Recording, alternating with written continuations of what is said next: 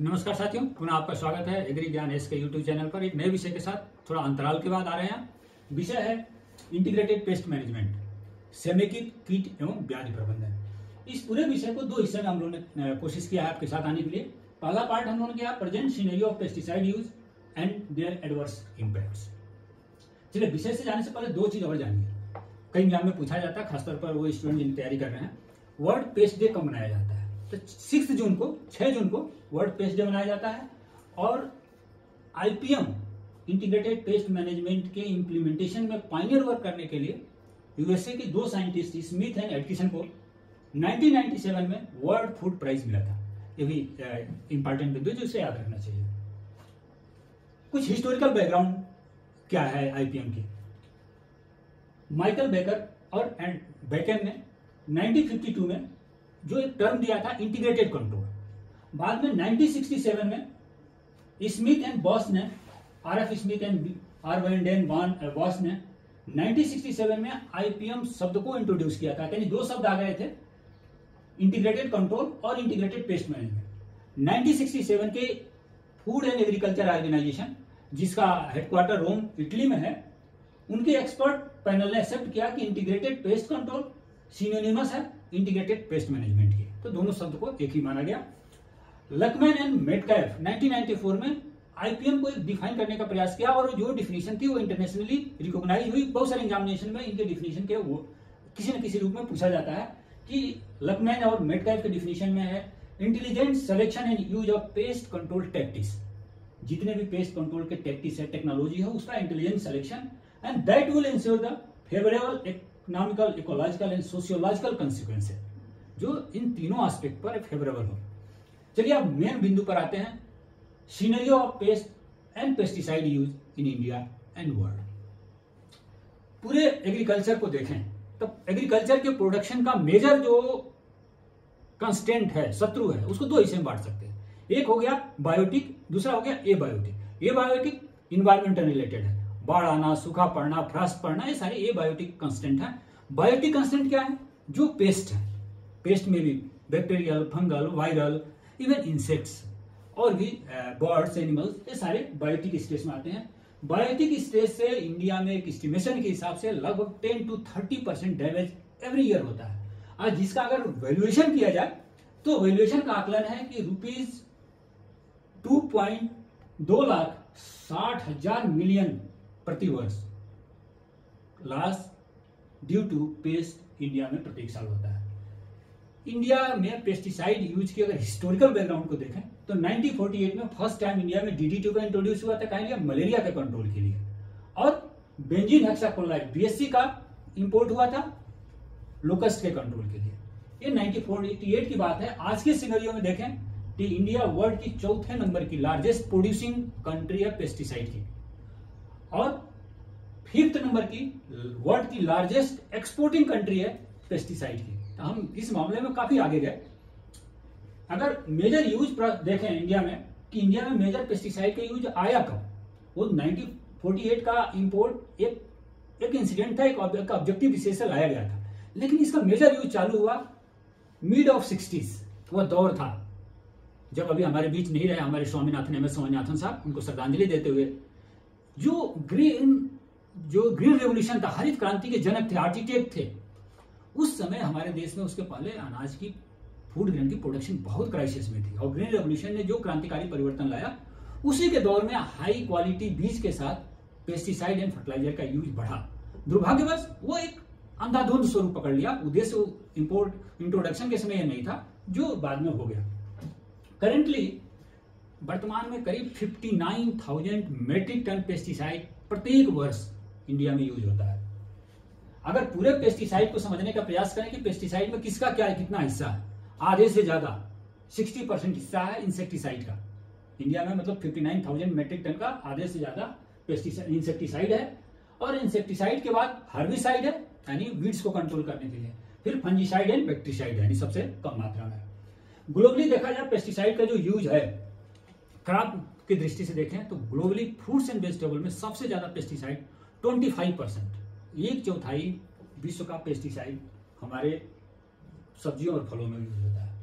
Pesticide consumption के हिसाब से वर्ल्ड वाइड सिनेरियो देखें, कंट्री किस कंट्री में कितना होता है, तो वर्ल्ड का एवरेज है 0.5 to 0.6 kg active ingredient per hectare, world का एवरेज है। लेकिन Taiwan 17 kg, Japan 11 kg, Korea 6.6 kg per hectare है, इंडिया 0.381 kg पर हेक्टेयर। यहां थोड़ी संतोषजनक फिगर हमारी काफी अच्छी है, लेकिन फिर भी इस जो यूज हो रही है उतना भी यूज को प्रॉपर साइंटिफिक तरीके से करना हमारे लिए जरूरी है, क्योंकि वो नहीं जब साइंटिफिक हुआ तो उसके दुष्परिणाम देखने को मिल रहे हैं। अगर इंडिया में क्रॉप के नजरिए से समझने का प्रयास करें कि इंडिया में जो 59,000 मेट्रिक टन हर साल यूज हो रहा है, उसमें कौन सी फसल में ज्यादातर यूज हो रहा है?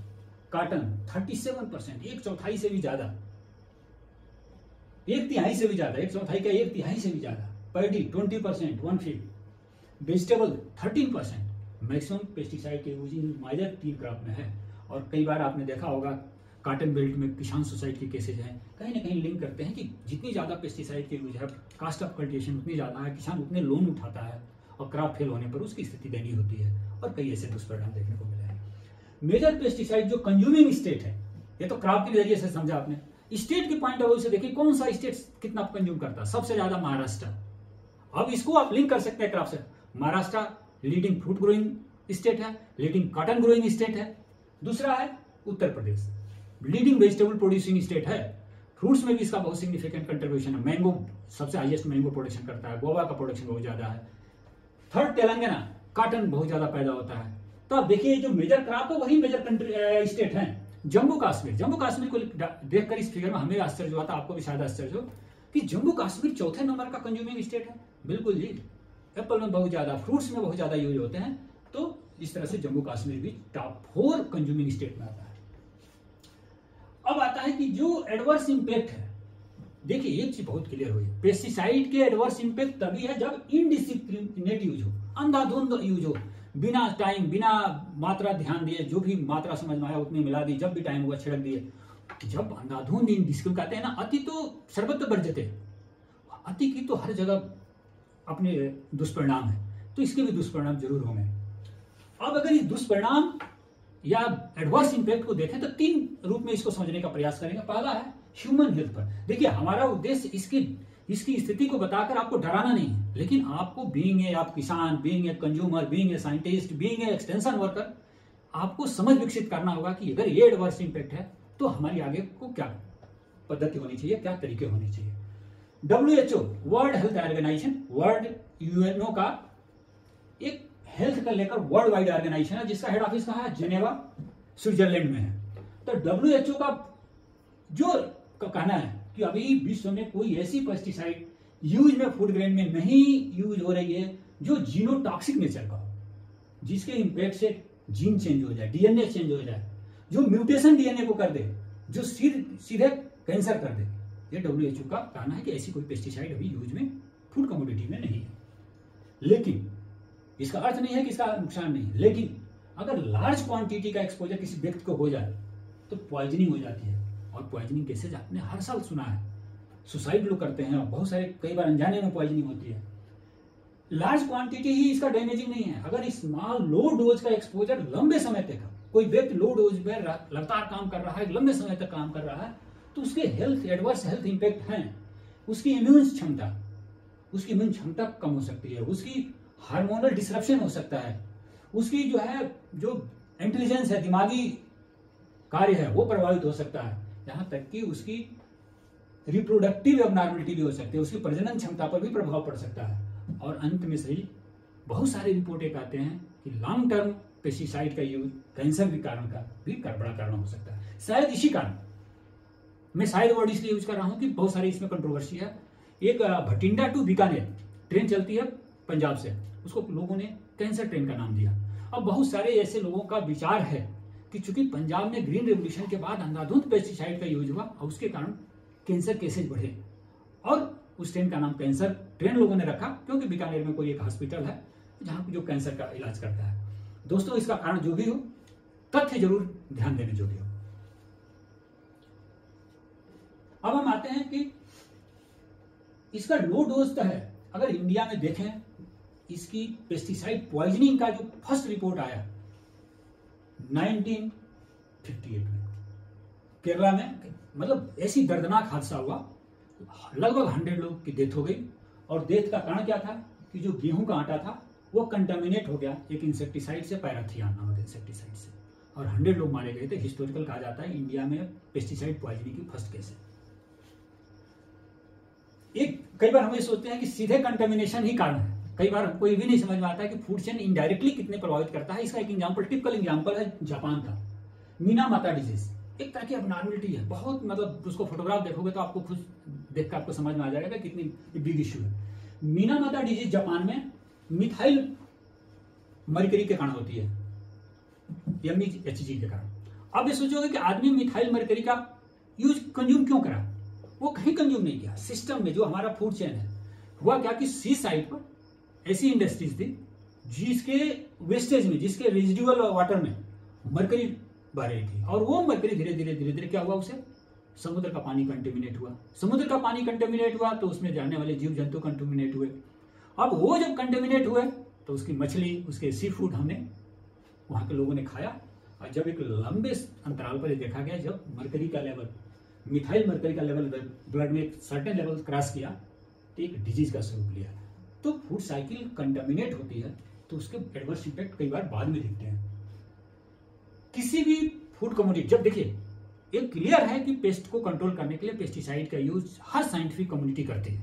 इसका अर्थ नहीं है कि आप उसको तो बिल्कुल जहरीला बना दें। तो कोई भी फूड में कितनी पेस्टिसाइड का रेजिड्यू चलेगा और कितने के बाद वो नहीं चलेगा, इसका कहीं निर्धारण की कोई व्यवस्था है? बिल्कुल है। इसको कहते हैं MRM, maximum residue limit. Codex Alimentarius commission है, ये इंटर गवर्नमेंटल बॉडी है जो फूड आइटम में एक स्टैंडर्ड, सेफ्टी स्टैंडर्ड फिक्स करती है, और उसको कहा जाता है कोडेक्स स्टैंडर्ड, कि किसी भी फूड आइटम में कितनी मात्रा में पेस्टिसाइड है का लेवल, अगर वो MRL लेवल तक है तब तक तो वो कंज्यूमेबल है। MRL लेवल से, मैक्सिमम रेजिड्यू लेवल से ऊपर है तो वो कंज्यूमेबल नहीं है। और इसका यूज, MRL लेवल का यूज जब आप इंटरनेशनल ट्रेड करते हो, एक्सपोर्ट करते हो। अभी कुछ दिन पहले आपने सुना होगा कि यूरोपियन यूनियन ने इंडिया के बहुत सारे एग्रीकल्चर कमोडिटी को रिजेक्ट कर दिया, क्योंकि उसमें MRL लेवल से ज्यादा पेस्टिसाइड थे। खासतौर पर उसमें ड्रमस्टिक था, करी लीफ थी, लेडीज फिंगर थी, ऐसे बहुत सारे वेजिटेबल थी। तो MRL लेवल का एक स्टैंडर्ड निर्धारित की गई जो सेफ मानी जा सके। इंडिया में 2010 में 2010 में लगभग 34,027 सैंपल लिए गए थे, और आपको जानोगे कि उसमें से 1.6% सैंपल में जो रेजिड्यू लिमिट थी एबव द MRL थी। तो हमारे यहाँ एक ऐसी स्थिति है, ये सोचने की बात है। ये तो हो गई हमारी बात, हमने कहा कि इसकी ह्यूमन हेल्थ पर्सपेक्टिव। कई बार सोचते हैं हमने कि इनडिस्क्रिमिनेट जो यूज है, अंधाधुंध यूज है, वो केवल ह्यूमन हेल्थ का ही कंसर्न नहीं, एग्रीकल्चर का भी कंसर्न है। जो एग्रीकल्चरल पेस्ट है उस पर भी एडवर्स एक अलग तरीके की समस्या पैदा करने के लिए बाध्य करते हैं। पहला है पेस्टिसाइड रेजिस्टेंस। जब आप पेस्ट का अंधाधुंध यूज करते हैं तो जो कीड़ा है वो भी एक अपनी रेजिस्टेंस पावर डेवलप करता है। और पेस्टिसाइड रेजिस्टेंस को एक एग्जांपल से समझेंगे। उसके पहले एक बात करते हैं LC50 वैल्यू। ये शब्द इसलिए मैं LC50 वैल्यू को लाया कि इसके यहाँ पर ये शब्द को आपको समझना होगा, कई बार एग्जामिनेशन में पूछे। LC50 lethal concentration 50। जब किसी भी एनिमल का 50% वो कंसंट्रेशन किसी केमिकल का जो किसी एनिमल के 50% पॉपुलेशन को मार दे, वो उस केमिकल का LC50 वैल्यू कहा जाता है। Clear? Concentration that kills 50% of the animal is called LC50 value, lethal concentration 50। Example में देखिए, व्हाइट फ्लाई का LC50 वैल्यू, इमिडाक्लोरोपिड नामक जो रसायन है, इंसेक्टिसाइड है, उसका 2010 में LC50 वैल्यू था 7.65 ppm। 3 साल बाद उसका LC50 वैल्यू बढ़कर हो गया 163.7 ppm। कितना बढ़ा? रिलेटिव रेजिस्टेंस यानी 21.5 टाइम्स बढ़ गई। देखिए इंसेक्ट कितनी क्षमता से विकास कर रहा है अपने को। थायामेथेक्सोन ये भी इंसेक्टिसाइड है, उसका व्हाइट फ्लाई का LC50 वैल्यू 2010 में जो स्टडी की गई थी वो 8.62 ppm पार्ट पर मिलियन था। 3 साल बाद 2013 में 30.44 ppm, लगभग 3.5 टाइम्स बढ़ गया। तो इंसेक्ट के भीतर भी रेजिस्टेंस पावर बढ़ जाती है। यहाँ नहीं, यहाँ तक कि जो होस्ट होराइजन है, जो इंसेक्ट पहले एक पर्टिकुलर एक दो फसल को करते थे नुकसान, अब वो अपना हेस्ट को बढ़ा लिया। उसका एग्जाम्पल होस्ट होराइजन का एक्सपेंशन हो गया फ्रूट बोरर। देखेंगे एग्जाम्पल के तौर पर, अगर फ्रूट बोरर का ओल्ड होस्ट देखें जिसको डैमेज करता था, वो था टोमेटो, कॉटन एंड ग्राउंड, चना।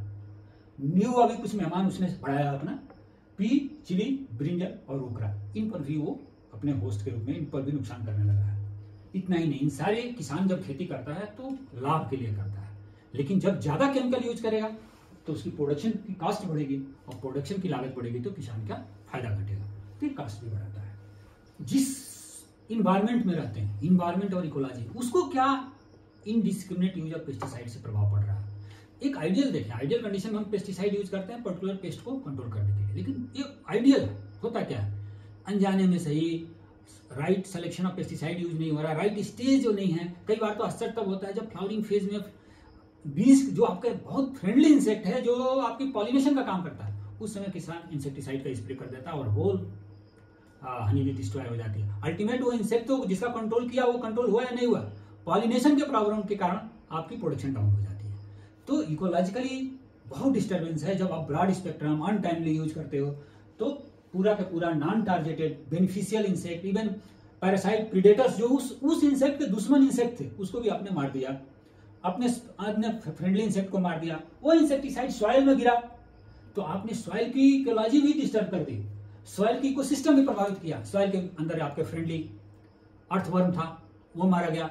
इवन सॉइल के अंदर बहुत सारे ऐसे फंगस बैक्टीरिया हैं जो हमारे लिए बहुत यूजफुल है, लेकिन हमारे अंधाधुंध फंजीसाइड और बैक्टीसाइड की वजह से उन्हें भी नुकसान होता है। ये तो इकोलॉजिकल। जो पेस्टिसाइड, ये तो सीधा प्रभाव, कई बार पेस्टिसाइड का इनडायरेक्ट प्रभाव पड़ जाता है, वो हमारे वाटर बॉडीज को कंटेमिनेट कर देते हैं। और वाटर बॉडीज का कंटेमिनेशन का मिनामाता डिजीज जो जापान की बात किया हमने, उससे आपने एग्जांपल देखा। ऐसे बहुत सारे प्रॉब्लम है, वाटर बॉडीज पॉल्यूट होती है, आप जमीन पर गिराया, जमीन पर बारिश के थ्रू नदियों में गया या जमीन से लीच होकर ग्राउंड वाटर में गया, और धीरे धीरे धीरे उसी ग्राउंड वाटर को हम कंज्यूम करते हैं या हमारे एनिमल कंज्यूम करते हैं, उस एनिमल प्रोड्यूस हम कंज्यूम करते हैं, तो कुल मिलाकर पूरे सिस्टम से हमारे भीतर आता है। तो इस प्रकार यह पूरा दुष्परिणाम का चक्र था। आशा है कि आपको यह तथ्य पसंद आया। पसंद आए तो लाइक करो, सब्सक्राइब करो। मिलते हैं सेकेंड वीडियो पर।